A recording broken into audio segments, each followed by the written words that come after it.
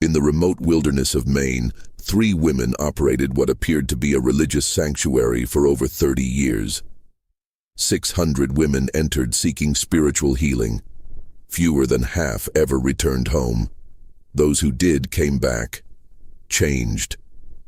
The Maine State Archives contained testimony from one survivor that was so disturbing, authorities refused to make it public for over a century. Tonight, we reveal what really happened behind the stone walls of the Convent of Eternal Tears. Before we continue with the story of the Convent of Eternal Tears, this channel isn't for everyone. Only for the bravest souls who dare to uncover the darkest chapters of American history. If you have the courage to hear what really happened in the shadows of our past, hit that subscribe button and let us know in the comments what state you're listening from. Are you brave enough to join our community of true mystery seekers? Let's find out together. What makes this story particularly chilling is that it wasn't driven by religious fanaticism or supernatural forces, but by something far more terrifying. The calculated pursuit of knowledge at any human cost, hidden behind a facade of Christian charity. In the late 18th century, the District of Maine was still part of Massachusetts, a wilderness territory where isolated communities struggled to survive harsh winters and even harsher realities.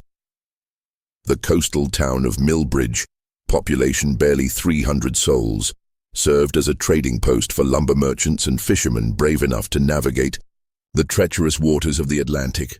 15 miles inland, through dense forest, marked only by Native American hunting trails, lay a parcel of land that would become synonymous with unspeakable horrors. The Ashford women arrived in Millbridge on a grey October morning in 1798. Their horse-drawn wagon loaded with mysterious crates and medical supplies that drew curious glances from townspeople. Mother Superior Agatha Ashford stepped down from the wagon with the bearing of European nobility. A striking woman in her early 40s with silver-streaked auburn hair and penetrating grey eyes that seemed to catalogue every detail of her surroundings. Her voice carried the refined accent of educated English society, and her manner suggested someone accustomed to command and absolute obedience. Sister Prudence Ashford emerged next, a tall, gaunt woman of 30 with alabaster skin and hands that moved with the precise grace of a master craftsman. Her fingers were long and pale, with an unusual steadiness that would later prove essential to her gruesome work. Unlike her superior, Prudence spoke little, observing the world through pale blue eyes that revealed nothing of her thoughts. When she did speak, her voice held traces of a Scottish accent, cultured but with an underlying coldness that made even hardened frontiersmen uncomfortable. The youngest of the trio, novice Temperance Ashford, appeared to be barely past 22 years. She possessed a haunting beauty that drew immediate attention. Raven black hair, porcelain skin, and dark eyes that seemed to hold ancient secrets. But there was something unsettling about her beauty, a quality that made mothers instinctively pull their children closer when she passed. Her smile never reached her eyes, and she had an unnerving habit of studying people as if they were specimens in a collection. The Ashford women claimed to be Anglican nuns fleeing religious persecution in England, seeking to establish a new order in the American wilderness. They carried impressive letters of recommendation from English church officials, documents that would later be revealed as masterful forgeries. Their story was compelling enough to satisfy the Protestant community of Millbridge, who viewed the presence of educated religious women as a civilizing influence on their rough frontier settlement. With gold coins that seemed inexhaustible, the sisters purchased nearly 200 acres of remote forest land from a grateful widow who had struggled to pay her late husband's debts. The price they paid, 3 times the land's assessed value, raised eyebrows, but also ensured enthusiastic cooperation from local authorities. They immediately hired every available carpenter, mason, and laborer in the region to construct their religious retreat. The building that rose from the wilderness over the following 8 months was unlike any religious structure the workers had ever seen. 3 stories of grey stone quarried from the nearby coast, with walls thick enough to muffle any sound from within. The windows were unusually small and positioned high on the walls, making it impossible to see inside from ground level. Most peculiar was the basement level, which required extensive excavation and reinforced foundations far beyond what would be needed for simple storage. When questioned about the unusual architecture, Mother Superior Agatha explained with a serene smile that penitence requires solitude, and solitude requires proper containment. Our sisters in England have learned that spiritual healing is most effective when the penitent is completely removed from worldly distractions.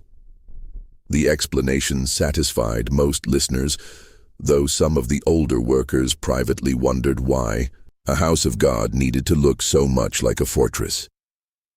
The Ashford women supervised every detail of construction with meticulous attention. They insisted on specific modifications that seemed strange to the builders: reinforced doors with heavy locks, drainage systems that could handle large volumes of liquid, and ventilation shafts that seemed more appropriate for a medical facility than a convent. When workers asked about these features, the sisters cited their experience with similar religious institutions in Europe, claiming these were standard accommodations for intensive spiritual counseling. Dr. Samuel Hartwell, the circuit physician who traveled between frontier settlements, became one of the sisters' earliest and most enthusiastic supporters. A man in his 50s with a reputation for progressive medical thinking, Dr. Hartwell was immediately impressed by the sisters' apparent knowledge of feminine psychology and mental disorders. During their first meeting, he was amazed by their sophisticated understanding of conditions that most physicians barely recognized. The sisters possess remarkable insight into the nature of feminine hysteria and melancholia, he wrote in his journal. Their methods, while unconventional, are based on sound medical principles that I fear are decades ahead of current American practice. They speak of techniques for addressing the root causes of mental disturbance rather than merely treating symptoms. What Dr. Hartwell didn't record in his official journal was the private conversation he had with Mother Superior Agatha about the financial arrangements for their collaboration. In exchange for referring difficult cases to the convent and providing medical supplies through his connections, Dr. Hartwell would receive a substantial monthly payment and access to detailed case studies that could advance his own medical career. For a physician struggling to make a living on the frontier, it was an offer too valuable to refuse. The convent's reputation spread throughout the territory with remarkable speed. Families from settlements as far as Portsmouth, Portland, and even Boston began hearing whispered recommendations about the Ashford sisters' miraculous ability to transform troublesome women into model citizens. The cost was steep: $20 silver for a month's treatment, $50 for 3 months, and $100 for what they called complete reformation. But for desperate families dealing with scandalous daughters or hysterical wives, it seemed a small price to pay for peace and respectability. The types of women sent to the convent of Eternal Tears reflected the social anxieties of early 19th century America. Unmarried mothers who refused to reveal their lovers' identities arrived alongside wives who had publicly challenged their husband's authority. Daughters who rejected arranged marriages were delivered to the same institution that received women who had shown too much interest in books or politics. The common thread was defiance. Women who had somehow stepped outside the narrow boundaries of acceptable feminine behavior. Religious tensions of the era also played a role in the convent's clientele. Puritan families occasionally sent daughters who had shown interest in Anglican or Methodist teachings, while Anglican families disposed of daughters attracted to the emotional fervor of Baptist revival meetings. The Ashford sisters accepted all denominations with equal enthusiasm, claiming their methods transcended sectarian differences through the universal power of Christian discipline. The first indication that something was fundamentally wrong at the Convent of Eternal Tears came on a bitter February night in 1803, when young Thomas Brewster was hunting in the forest surrounding the mysterious institution. The 20-year-old trapper had been tracking a wounded deer for hours through the snow-laden wilderness when unusual sounds drew his attention toward the stone building that loomed dark against the winter sky. Thomas had grown up in these woods and knew every natural sound: the crack of ice-laden branches, the distant howl of wolves, the whisper of wind through pine needles. But what he heard that night was different, deeply wrong, and unmistakably human. Through the snow-heavy air came screaming that rose and fell in waves, sometimes dying to desperate whimpers before exploding again into raw, primal shrieks of agony that made his blood freeze in his veins. Abandoning his wounded prey, Thomas crept closer to the convent, his heart pounding as the terrible sounds continued. The building appeared completely dark from the outside, but as he circled toward the rear, he noticed a faint glow emanating from basement windows that were partially hidden by snowdrifts. The screaming grew louder as he approached, and with it came other sounds: the clink of metal instruments, urgent whispered conversations, and something that sounded disturbingly like sawing. Through a partially frosted basement window, Thomas glimpsed a scene that would haunt him for the rest of his life. The basement had been converted into what could only be described as a surgical theater, brilliantly illuminated by dozens of oil lamps and candles that cast dancing shadows on the stone walls. A woman was secured to a wooden table with leather restraints, her head held immobile by a metal apparatus that looked more like a torture device than medical equipment. Sister Prudence stood over the restrained woman, her usually pale face flushed with concentration, as she manipulated what appeared to be a long, thin metal rod. The patient's head had been partially shaved, revealing pale scalp marked with dark lines drawn in ink. Most horrifying of all, there was clearly an opening in the woman's skull. Thomas could see the gleam of exposed bone and something darker underneath that he realized with sick horror was brain tissue. The screaming woman's eyes were wide with terror and pain. But what made the scene even more nightmarish was the clinical detachment of her tormentors. Mother Superior Agatha stood nearby with a notebook, calmly recording observations as if she were documenting a routine medical procedure. Novice Temperance held additional instruments, passing them to Sister Prudence with the practiced efficiency of an experienced surgical assistant. Thomas watched in frozen horror as Sister Prudence inserted the metal rod deeper into the woman's skull. The screaming reached a crescendo that seemed to shake the very stones of the building, then suddenly cut off as the patient lost consciousness.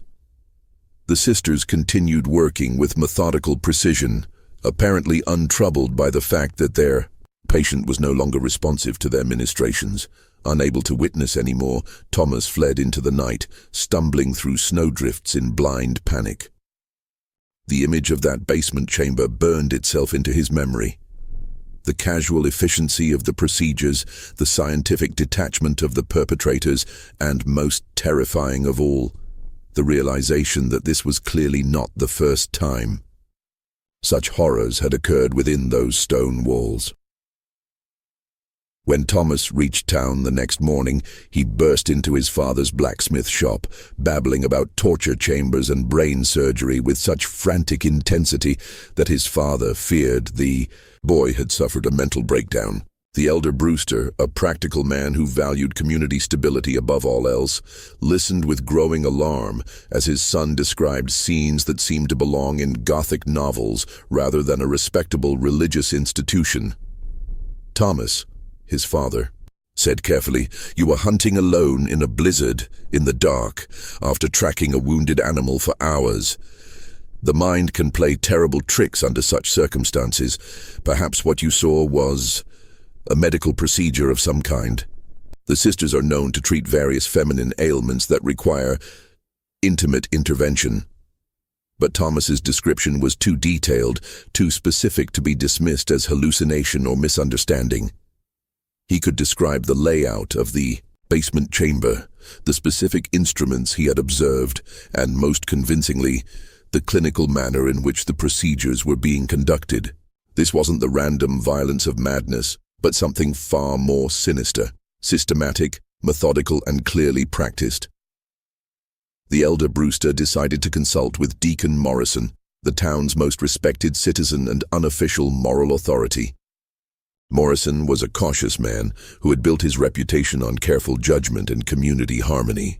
The Ashford sisters had been model citizens for 5 years, contributing generously to local charities and maintaining perfect decorum in their rare public appearances. More importantly, several prominent families currently had daughters and wives receiving treatment at the convent. "We must be extremely careful," Deacon Morrison warned after hearing Thomas's account. "Accusations of this nature could destroy reputations and tear our community apart. These are respected women of God, not common criminals. There must be a reasonable explanation for what the boy thinks he saw." However, the deacon was too responsible to ignore such serious allegations entirely. He agreed to make a discreet inquiry, visiting the convent the following week under the pretense of discussing a church fundraising event that would require the sisters' participation. Mother Superior Agatha received him in the convent's austere parlor, a sparsely furnished room dominated by a large wooden crucifix and religious paintings that seemed to watch visitors with judgmental eyes. Her manner was perfectly gracious and composed, showing no sign of anxiety or guilt as she served tea and inquired about his family's health with apparent genuine concern. When Deacon Morrison delicately mentioned that local hunters had reported unusual noises coming from the convent at night, Mother Superior Agatha's expression showed only mild concern and understanding. "Deacon Morrison," she said in her cultured English accent, "we often conduct intensive prayer sessions for our most troubled residents during the quiet hours of night.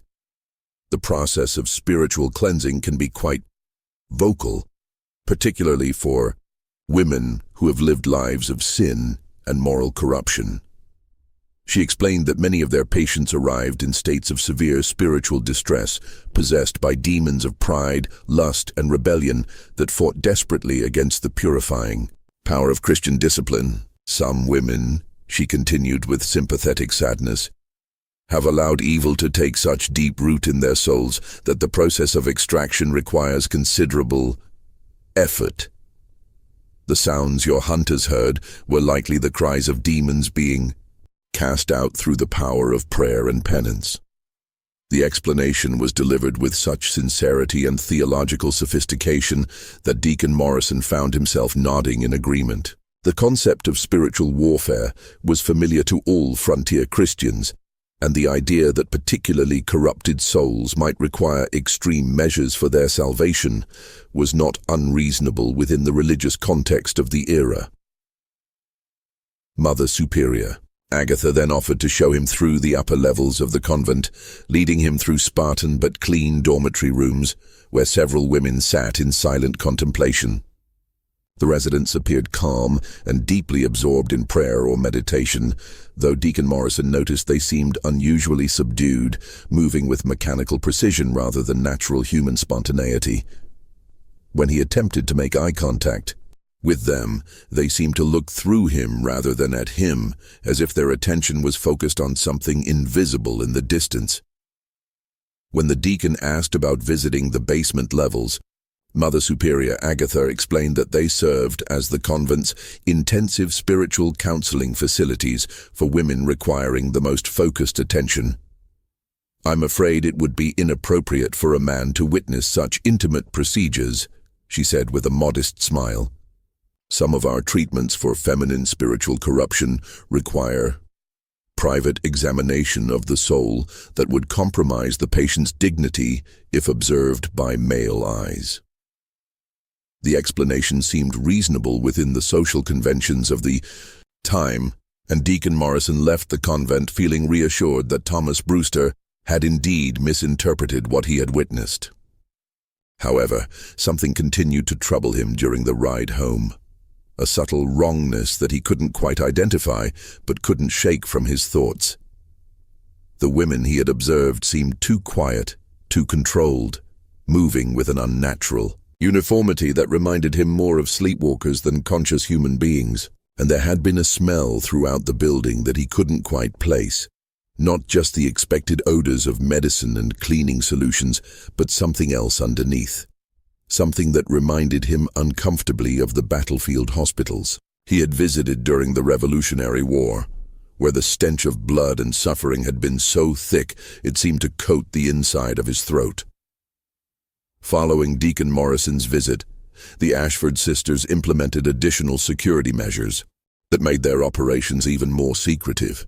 The loud screaming that had alerted Thomas Brewster was replaced by an eerie silence that somehow seemed more ominous than the previous nocturnal disturbances. Local families continued sending their troubled women to the convent, and the sisters continued accepting them with open arms and increasingly sophisticated promises of transformation. However, observant residents began noticing disturbing patterns that suggested something was fundamentally wrong with the treatments being administered. Behind those stone walls, women who entered the convent for spiritual correction often emerged months later as completely different people, not reformed or redeemed, but somehow fundamentally altered in ways that defied explanation.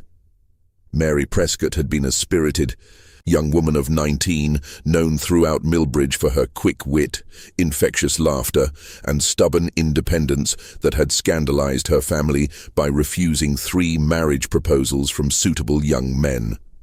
Her parents, mortified by her public displays of willfulness, had finally sent her to the convent for 6 months of spiritual guidance to prepare her for proper married life. When Mary returned home, her parents were initially delighted by the transformation. Gone was the rebellious daughter who had argued about everything from household duties to religious doctrine. In her place was a docile, blank-eyed woman who spoke only when directly addressed and never expressed personal opinions or desires. She accepted the first marriage proposal that came her way with mechanical compliance, showing no emotion or preference about the match. But as weeks passed, Mary's parents grew increasingly concerned about their daughter's condition. She displayed no recognition of favorite foods, cherished possessions, or childhood friends. When shown letters she had written before her treatment, she stared at them without comprehension, as if looking at documents written by a complete stranger. Most disturbing of all, she showed no emotional reaction to anything. Neither joy nor sorrow, pleasure nor pain seemed to register in her consciousness. Dr. Hartwell, when consulted about Mary's condition, praised the sisters' work as a complete success. "The patient has been cured of the mental defects that made her unsuitable for marriage and motherhood," he declared confidently. "The rebellious spirit that caused her family such distress has been completely eliminated through proper spiritual discipline." However, Mary's mother noticed details that troubled her deeply. Her daughter bore unusual scars on her scalp, partially hidden by her hair but visible during washing and brushing. The scars formed a pattern that suggested some kind of deliberate procedure rather than accidental injury. When questioned about them, Mary showed no memory of how they had been acquired, stating simply that she remembered nothing about her time at the convent except praying very hard to become a better woman. Similar transformations occurred with increasing frequency as the convent's reputation spread throughout New England.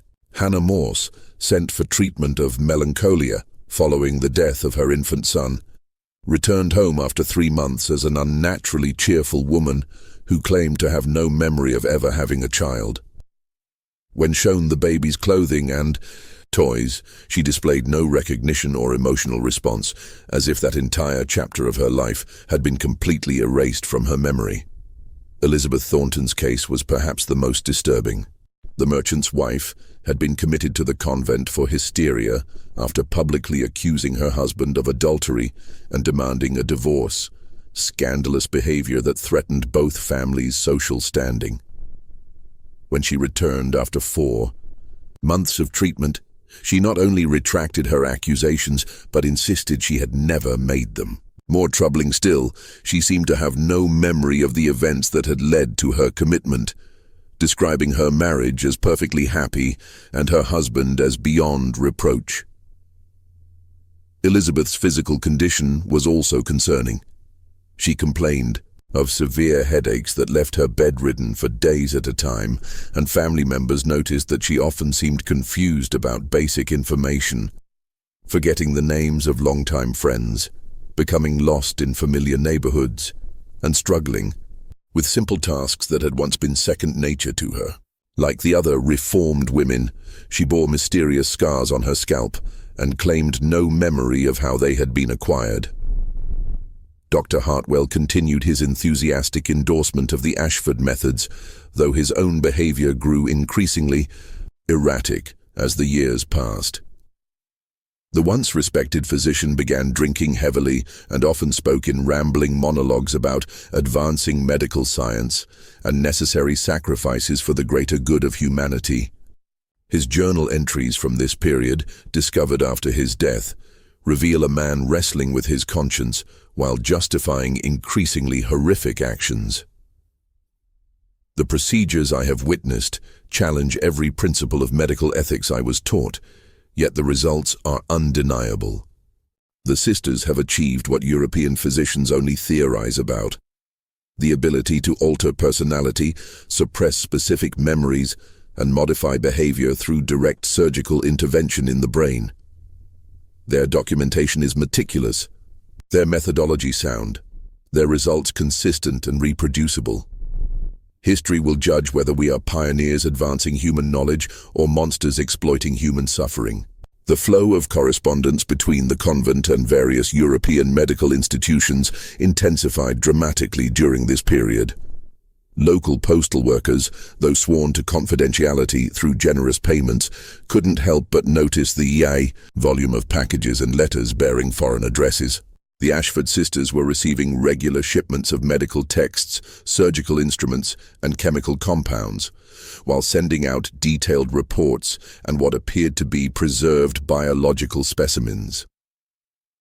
Mother Superior Agatha began making monthly trips to Portland and Boston, always returning with crates of supplies and equipment that required careful handling. She explained to curious locals that the convent was pioneering revolutionary treatments for feminine mental disorders, combining traditional spiritual healing with the latest advances in European medical science. Her cultured manner and obvious education made these explanations seem plausible to a community that valued both religious faith and scientific progress.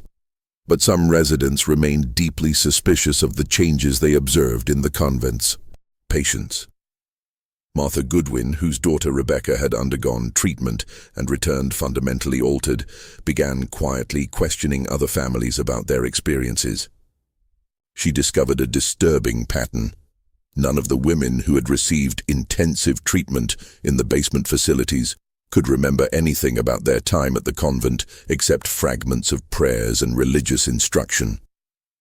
Martha's investigation revealed another troubling fact. Several women had simply never returned from the convent at all. When families inquired about their missing daughters or wives, the Ashford sisters claimed these women had experienced such profound spiritual awakening that they had chosen to remain as permanent residents, dedicating their lives to prayer and service. However, families who requested to visit these supposed residents were politely but firmly turned away, told that the women had taken strict vows of silence and seclusion that prohibited any contact with their former lives. The mystery deepened when Martha learned that the convent was accepting women from increasingly distant locations. Wealthy families from New York, Philadelphia, and even Charleston were sending their most problematic daughters to the remote Maine institution, apparently willing to pay substantial sums and travel great distances for the promise of complete behavioral transformation. The fees had risen accordingly. The sisters now charged up to $500 for what they termed comprehensive reformation, a process that typically required 6 months and guaranteed permanent elimination of all undesirable traits and tendencies. As the convent entered its second decade of operation, the Ashford sisters had established themselves as recognized authorities on feminine mental disorders throughout the medical communities of both America and Europe. Their carefully crafted reputation attracted attention from some of the most prominent physicians and researchers of the era, men who were fascinated by the detailed case studies and remarkable success rates documented in the sisters' regular correspondence with medical institutions. Dr. Jonathan Whitmore of Harvard Medical School became one of their most dedicated correspondents, maintaining a regular exchange of letters that lasted for over 15 years. In his communications, preserved in the Harvard archives, he expressed amazement at the sophistication of their research. "Your documentation of behavioral modification techniques surpasses anything I have encountered in contemporary European literature. The precision with which you correlate specific physical interventions with predictable personality changes suggests a level of understanding that our profession will not achieve for decades." What Dr. Whitmore didn't realize was that he was reading clinical descriptions of procedures that would later be recognized as primitive forms of lobotomy, trepanation, and systematic brain damage. The Ashford sisters had developed a sophisticated understanding of cranial anatomy and brain function through years of unrestricted experimentation on human subjects, accumulating knowledge that legitimate researchers could only theorize about, based on animal studies and post-mortem examinations. The sisters' research methodology was disturbingly thorough. They maintained detailed records of each patient's personality traits, behavioral patterns, and psychological characteristics before treatment, then documented every aspect of their experimental procedures with scientific precision. Post-treatment observations tracked changes in memory, personality, cognitive function, and behavior, with the same meticulous attention to detail that characterized legitimate medical research. Their surgical techniques evolved significantly during this period. Sister Prudence had become remarkably skilled at what she termed targeted cranial intervention, developing methods for accessing specific regions of the brain through carefully calculated entry points. Her detailed anatomical drawings, discovered decades later, showed various approaches to different brain structures with precise measurements and angles that demonstrated sophisticated understanding of cranial anatomy. The procedures themselves were conducted with clinical detachment that made them even more horrifying. Patients were typically sedated with laudanum or other opiates, but not enough to eliminate consciousness entirely. The sisters needed their subjects to remain responsive so they could monitor the effects of their interventions in real time. They would ask questions, give commands, and observe changes in behavior as they manipulated different brain regions with their instruments. Novice Temperance had evolved into the group's expert on what they called psychological conditioning and behavioral reconstruction. She developed elaborate protocols for reinforcing the effects of surgical procedures through carefully designed programs of reward and punishment, sensory manipulation, and psychological pressure. Her methods included controlled nutrition, sleep deprivation, temperature extremes, and social isolation, all calibrated to break down existing personality structures and rebuild them according to desired specifications. The sisters also pioneered the use of various chemical compounds to enhance their experimental results. Through their network of medical contacts, they obtained access to substances that wouldn't be available to mainstream medicine for decades. They experimented with different drug combinations, documenting their effects on consciousness, memory, and susceptibility to psychological manipulation with the same systematic approach they brought to their surgical work. By 1815, the convent had processed over 400 women through their various treatment programs. The sisters maintained detailed statistical records showing success rates that exceeded 90%, though their definition of success was the complete elimination of whatever personality traits or behaviors had prompted a patient's commitment to their care. Women who died during treatment were recorded as failures and their bodies preserved for further study. The scope of their operations expanded dramatically during this period. They began accepting what they termed research volunteers, typically destitute women with no family connections who were offered food, shelter, and modest compensation in exchange for participating in experimental treatments designed to advance medical understanding of the feminine mind. These women, often prostitutes, vagrants, or widows with no means of support, provided the sisters with test subjects for their most experimental procedures. The documentation from these experiments, later discovered in hidden archives throughout the convent, reveals a systematic approach to human experimentation that was both methodical and horrifying. The sisters recorded precise measurements of skull dimensions, detailed descriptions of brain tissue reactions to various stimuli, and careful observations of the relationship between specific surgical interventions and behavioral changes. They also maintained extensive correspondence with researchers throughout Europe and America, selling their findings to medical institutions that were unable or unwilling to conduct such studies themselves. The letters reveal a thriving black market in human experimentation data, with the Ashford sisters serving as primary suppliers of information that couldn't be obtained through legitimate research methods.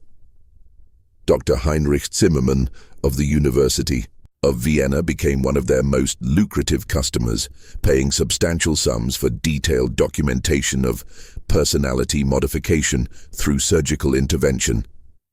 His letters, intercepted decades later by authorities, specifically requested information about procedures for eliminating specific memories, reducing emotional responsiveness, and creating what he termed compliant behavioral states in female subjects.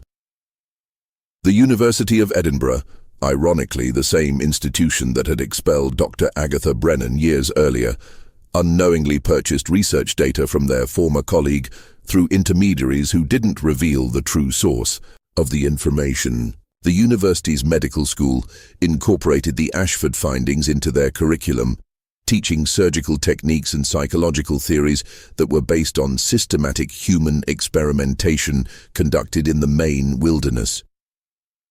Perhaps most chilling of all, the sisters began accepting commissions for specific types of behavioral modification. Wealthy families could request particular personality changes in their problematic relatives, eliminating artistic interests, reducing intellectual curiosity, suppressing romantic attachments, or creating perfect domestic compliance. The sisters developed specialized procedures for each type of modification, charging premium prices for their increasingly sophisticated services.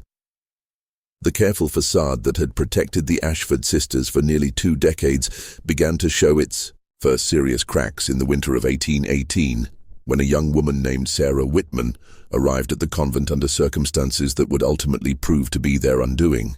Unlike the broken, desperate women who typically sought the sisters' help, Sarah came as a fighter, possessed of an intelligence and strength of will that had not been crushed by the social pressures that usually preceded commitment to the institution. Sarah's crime was having given birth to a child out of wedlock and steadfastly refusing to reveal the father's identity, despite months of pressure from her wealthy Boston family.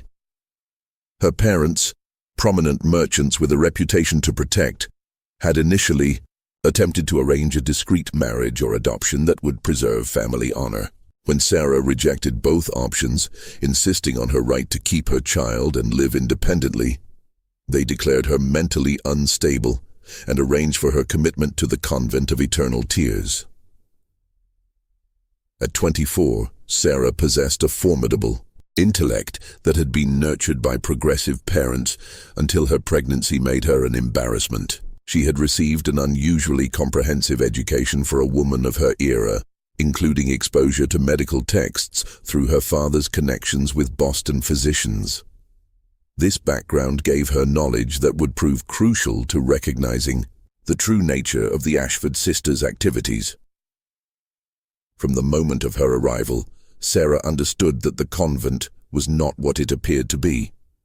The other residents moved with the mechanical precision of people whose personalities had been fundamentally altered, their responses unnaturally controlled and their eyes disturbingly vacant. Many bore visible scars on their scalps, partially concealed by hair that had been allowed to grow back over surgical sites. Most telling of all, several women displayed clear symptoms of brain damage, difficulty with speech, memory problems, and personality changes so dramatic they seemed like entirely different people. Sarah's medical knowledge allowed her to recognize these symptoms for what they were, the results of deliberate surgical intervention in the brain. During her first week at the convent, she was subjected to the same preliminary examinations that preceded all intensive treatments, detailed measurements of her skull, extensive questioning about her personality traits and behaviors, and physical tests that seemed designed to map her neurological responses rather than assess her spiritual condition. The Ashford sisters were initially puzzled by Sarah's resistance to their standard conditioning procedures. Most patients, already broken by social shame and family rejection, quickly submitted to the convent's authority structure. Sarah, however, maintained her defiance even under increasingly harsh treatment, designed to break down her psychological defenses and prepare her for more intensive intervention. She was placed in solitary confinement for days at a time, denied adequate food and water, and subjected to hours of psychological abuse designed to destroy her sense of self-worth. Sister Temperance, the convent's expert in behavioral conditioning, employed every technique in her arsenal to break Sarah's will. Sensory deprivation, temperature extremes, sleep disruption, and constant verbal assault on her character and worth as a human being. Through it all, Sarah remained alert and determined to escape. She used her time in isolation to mentally map the convent's layout, memorize the sisters' routines, and plan her eventual flight to freedom. More importantly, she began documenting her observations in a makeshift journal written on scraps of paper with ink made from berry juice and hidden in the seams of her clothing. Sarah's breakthrough came during a violent thunderstorm in March 1819, when flooding in the basement disrupted the convent's normal operations. The sisters were forced to relocate equipment and patients to higher floors, creating confusion that gave Sarah the opportunity she had been waiting for. In the chaos of moving materials and managing crisis, she slipped away from her guards and began exploring areas of the building that were normally strictly forbidden to patients. What she discovered in the basement chambers exceeded her worst fears. The flooded rooms contained evidence of procedures that defied comprehension. Operating tables equipped with restraints designed to immobilize patients completely. Collections of surgical instruments unlike anything used in conventional medicine. And most horrifying of all, preserved specimens of human brain tissue floating in glass jars, each carefully labeled with patient names, dates, and procedural notes. The surgical records she found documented procedures that she recognized as deliberate, brain damage inflicted with scientific precision. The notes described the systematic removal of brain tissue from specific regions, with careful observations about resulting changes in personality, memory, and behavior. Some entries included detailed sketches of opened skulls and anatomical diagrams showing the precise locations of surgical interventions. Most damning of all, Sarah discovered extensive correspondence files containing letters from European physicians who were purchasing the sisters' research data for substantial sums of money. The letters discussed the acquisition of experimental results and anatomical specimens with the casual indifference of commercial transactions. It became clear that the convent was operating as a business enterprise, selling the results of human experimentation to researchers who were unwilling or unable to conduct such studies themselves. Armed with this knowledge and samples of documentation that she managed to conceal on her person, Sarah began planning her escape with desperate urgency. She knew that she was scheduled for intensive treatment within days, and she understood that this would likely leave her as damaged as the other women she had observed. Her window of opportunity was closing rapidly, and the sisters were becoming increasingly suspicious of her continued resistance to their conditioning methods. The escape attempt came on a moonless night in early April 1819, when Sarah managed to overpower a guard and flee into the surrounding forest. The Ashford sisters immediately organized a massive search effort, knowing that Sarah possessed information that could destroy their carefully constructed facade and expose decades of criminal activity. For 3 harrowing days, she evaded capture, while making her way through the wilderness toward the nearest settlement, surviving on spring water and whatever edible plants she could identify. The sisters' pursuit was relentless and well organized.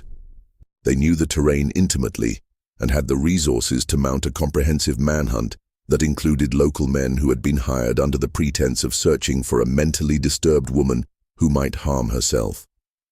Sarah could hear her pursuers throughout her flight, their calls echoing through the forest as they systematically searched every possible hiding place. On the second night of her escape, Sarah was nearly recaptured when she stumbled into a search party while seeking shelter from a sudden rainstorm. Only quick thinking and intimate knowledge of the forest, gained during childhood visits to her grandfather's logging camp, allowed her to evade detection. She spent the remainder of the night hiding in a fallen tree, listening to her pursuers search the area around her hiding place. Just when we thought the horrors of the Maine wilderness couldn't get worse, Sarah's desperate flight through the forest intensifies.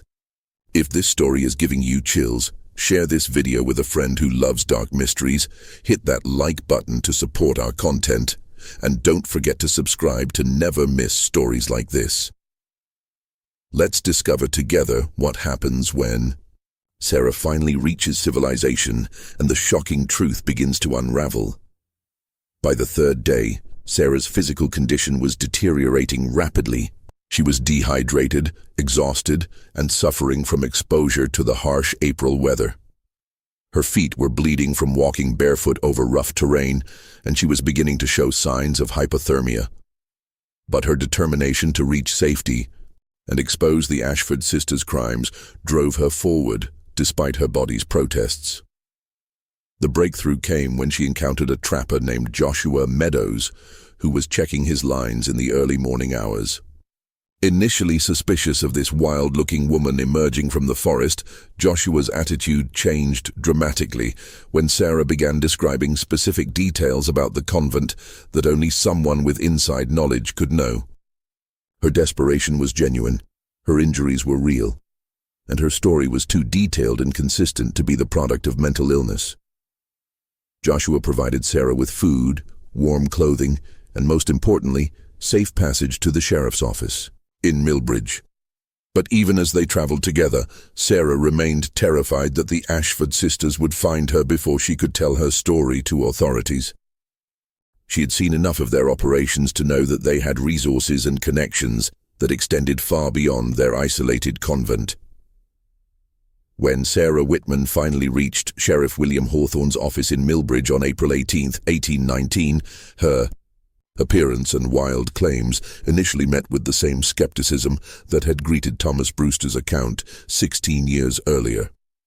Sheriff Hawthorne, a practical man who prided himself on level-headed judgment, assumed he was confronting another victim of wilderness exposure and mental breakdown. Sarah's story of systematic human experimentation seemed too fantastic to be credible, too horrific to be real. However, several factors distinguished Sarah's testimony from typical accounts of disturbed individuals. First, her detailed knowledge of the convent's interior layout matched information that had never been made public. She could describe not only the general structure of the building, but specific details about the basement chambers, the arrangement of equipment, and the locations of hidden storage areas that only someone with extensive inside access could know. More importantly, Sarah had managed to steal several crucial documents during her escape. Surgical notes, correspondence with European medical institutions, and patient records that provided concrete evidence of the Ashford sisters' activities. These documents, written in clinical language but describing procedures that would be considered war crimes by modern standards, left no doubt about the systematic nature of the horrors being conducted at the convent. The first document was a surgical log covering procedures performed on 23 different women over the course of 8 months. The entries were written with scientific precision, documenting operations that involved drilling holes in patients' skulls and inserting various implements to damage or remove specific brain tissues. Each entry included detailed pre-operative personality assessments, surgical notes describing the exact procedures performed, and post-operative observations tracking changes in behavior, memory, and cognitive function. One particularly chilling entry described the case of Margaret Fowler, a 19-year-old woman who had been committed for excessive reading and intellectual curiosity inappropriate to her sex. The surgical notes documented a procedure designed to damage the brain regions associated with learning and memory, with the stated goal of reducing patients' compulsive interest in books and abstract thinking while preserving basic domestic skills. The post-operative observations showed the horrific success of the procedure. Margaret's personality had been fundamentally altered, her love of reading was completely eliminated, her vocabulary was dramatically reduced, and her ability to engage in complex reasoning was severely impaired. The notes concluded with satisfaction that patient now displays appropriate feminine docility and shows no interest in activities beyond basic household tasks. The second document was even more damning, a detailed correspondence file containing letters from Dr. Heinrich Zimmermann of the University of Vienna, negotiating the purchase of cranial intervention research data for the sum of 4,000 Austrian florins. The letters specifically requested documentation of techniques for eliminating undesired memories and personality traits through surgical modification of brain structure. Dr. Zimmermann's correspondence revealed the existence of an international network of researchers who were purchasing human experimentation data from the Ashford sisters. Universities in Edinburgh, Berlin, and Paris were all receiving regular reports detailing the results of procedures that would be banned under any civilized legal system.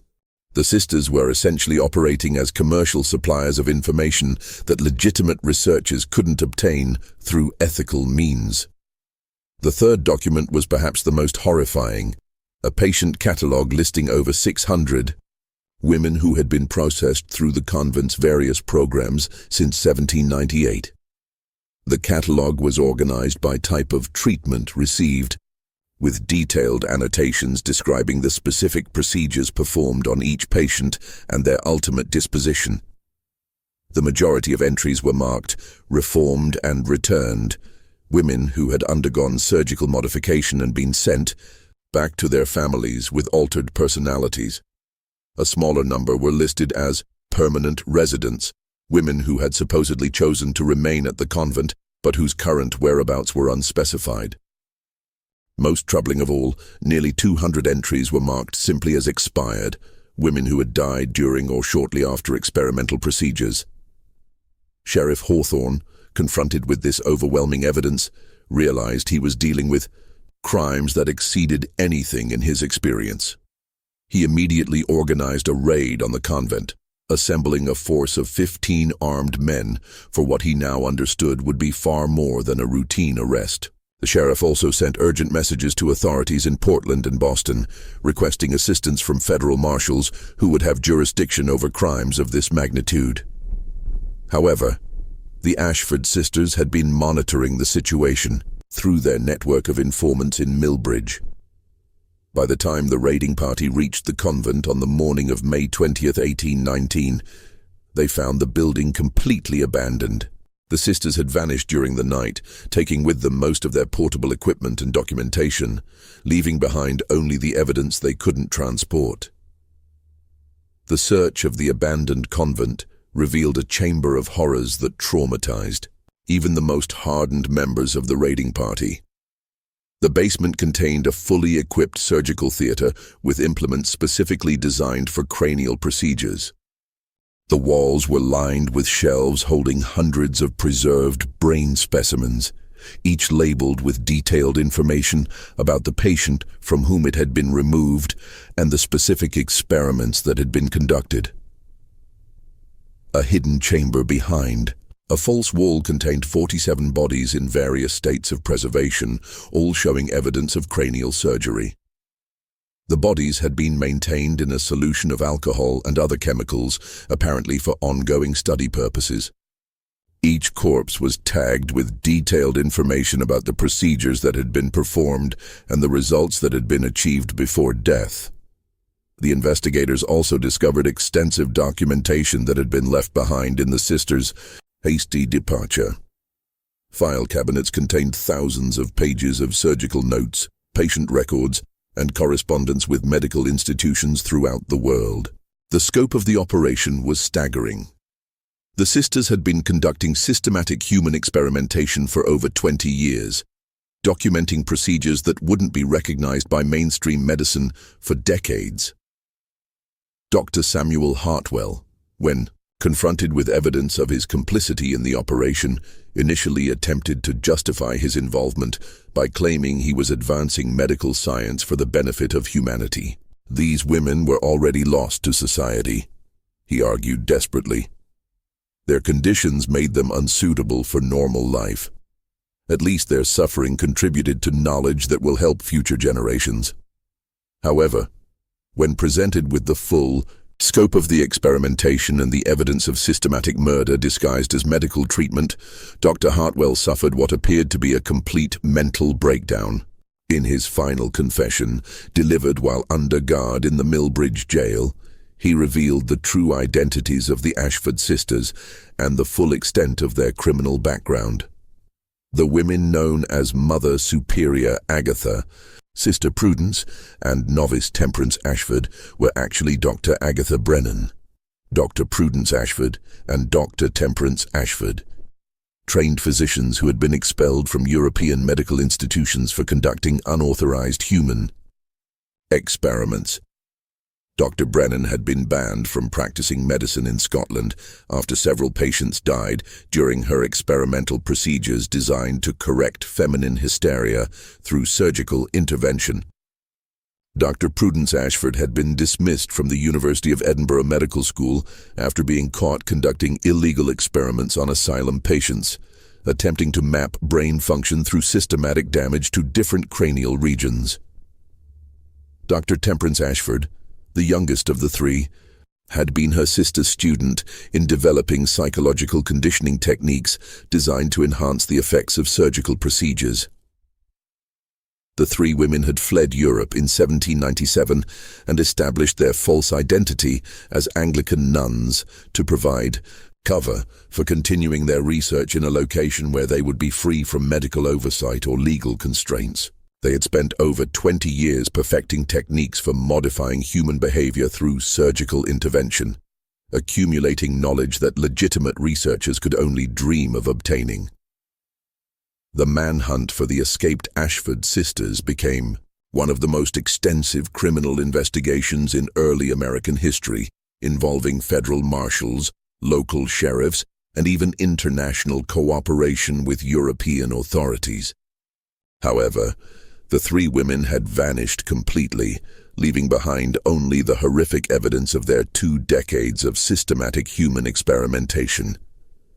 Investigation revealed that the sisters had maintained multiple escape routes from the convent and had accumulated substantial wealth from their illegal activities. Bank records discovered during the investigation showed they had transferred enormous sums to accounts in Canada, Mexico, and several European countries over the years. The total amount exceeded $50,000, a fortune that would be worth millions in today's currency. The sisters had also established false identities and safe houses throughout North America and Europe, suggesting they had planned their eventual escape from the beginning of their American operations. Shipping records indicated they had been gradually moving equipment and documentation out of the convent for months before Sarah's escape, preparing for the possibility that their activities would eventually be discovered. The investigation revealed the full scope of their criminal enterprise. Over the course of 21 years, the Ashford sisters had processed more than 600 women through their experimental programs. Of these, approximately 250 had been returned to their families as successfully treated patients, though investigation revealed that all showed signs of brain damage consistent with surgical intervention. Another 150 women had been reported as choosing to remain at the convent as permanent residents, though no trace of these women was ever found. The sisters had apparently murdered these patients when their conditions made them unsuitable for return to society, preserving their bodies for ongoing study and disposing of the remains when preservation was no longer useful. The remaining 200 women were found in various states of preservation throughout the convent's hidden chambers. These appeared to be patients who had died during experimental procedures or had been deliberately killed when their responses to treatment provided valuable research data. The systematic preservation of these bodies suggested they had been maintained for comparative study over extended periods. The investigation also uncovered evidence of an extensive network of collaborators throughout the medical and academic communities. Dr. Hartwell was only one of several physicians who had referred patients to the convent and provided medical supplies in exchange for access to experimental results. Postal workers, suppliers, and even some local officials had been paid to maintain secrecy about the convent's activities. Universities throughout America and Europe were found to have unknowingly incorporated the Ashford sisters' research into their medical curricula. Surgical techniques and psychological theories that were being taught to new generations of physicians were based on systematic human experimentation conducted in the Maine wilderness. The discovery forced a painful re-examination of the sources of medical knowledge and the ethical standards of the profession. The families of victims faced an agonizing choice between seeking justice and protecting their reputations. Public acknowledgement that their daughters and wives had been subjected to horrific experimentation would expose them to social scandal and destroy their standing in their communities. Most chose silence, preferring to live with private grief rather than public shame. This conspiracy of silence meant that the full extent of the Ashford sisters' crimes was never officially acknowledged. The investigation was quietly closed after 6 months, with most of the evidence sealed in government archives that wouldn't be opened for over a century. The official record simply stated that 3 women operating a fraudulent medical facility had fled justice, leaving behind evidence of irregular treatment methods. The convent building was eventually burned to the ground by local residents who wanted to erase all trace of what had occurred there. However, the extensive documentation of the sisters' experiments was preserved and eventually made its way to medical institutions throughout the world. Ironically, research that had been obtained through such horrific means contributed to legitimate advances in understanding brain function and psychological disorders. Sarah Whitman, the sole survivor to escape and expose the truth, struggled for years with the trauma of her experience. She spent months providing testimony to investigators and helping to identify other victims, but the emotional toll was devastating. The knowledge that she was the only person willing to speak publicly about the horrors she had witnessed isolated her from a society that preferred to forget such uncomfortable truths. Sarah eventually moved to California under an assumed name, where she worked as a teacher while trying to rebuild her life. She never married and maintained minimal contact with her family, who were embarrassed by her public testimony about the convent. Her detailed memoir, written shortly before her death in 1863, provided the most complete account of life inside the Convent of Eternal Tears and served as crucial historical evidence of the sisters' crimes. The Ashford sisters themselves were never captured, though unconfirmed reports placed them in various locations throughout the Americas and Europe over the following decades. Some investigators believed they continued their work under different identities, while others suggested they had been killed by associates seeking to eliminate witnesses to their crimes. A reported sighting in Argentina in 1847 described 3 elderly women operating a private medical facility for wealthy families, but investigation proved inconclusive. The most credible account came from a French physician who claimed to have encountered Dr. Agatha Brennan in Paris in 1856. According to his report, she was working under an assumed name as a private physician specializing in nervous disorders in women, using techniques that bore suspicious similarities to the methods documented at the main convent. However, when authorities investigated, the woman had already disappeared, leaving behind only tantalizing hints of her true identity. The case of the Convent of Eternal Tears represents one of the most systematic and prolonged examples of human experimentation in American history. The Ashford sisters combined scientific methodology with complete moral bankruptcy, creating a program of research that advanced medical knowledge while destroying hundreds of lives. Their meticulous documentation revealed techniques and insights that wouldn't be officially recognized by mainstream medicine for decades, but at a human cost that defies comprehension. The case also exposed the vulnerability of women in early American society, where social pressures and legal constraints made it possible for 3 criminals to operate with impunity for over 2 decades. The systematic exploitation of society's most vulnerable members, justified by claims of medical progress and social benefit, reveals how easily noble intentions can mask horrific crimes. Perhaps most disturbing of all, the conspiracy of silence that followed the sisters' exposure demonstrated society's willingness to suppress uncomfortable truths rather than confront the implications of systematic abuse. The families, medical institutions, and government officials who chose secrecy over justice ensured that the victim's suffering would be forgotten and that similar crimes might occur again. This mystery shows us the terrifying potential of unchecked scientific ambition combined with social prejudice against vulnerable populations. The fact that 3 women could operate a systematic program of human experimentation for over 2 decades, with the tacit support of medical professionals and community leaders, reveals how dangerous knowledge can become when pursued without moral constraints or ethical oversight. What do you think of this story?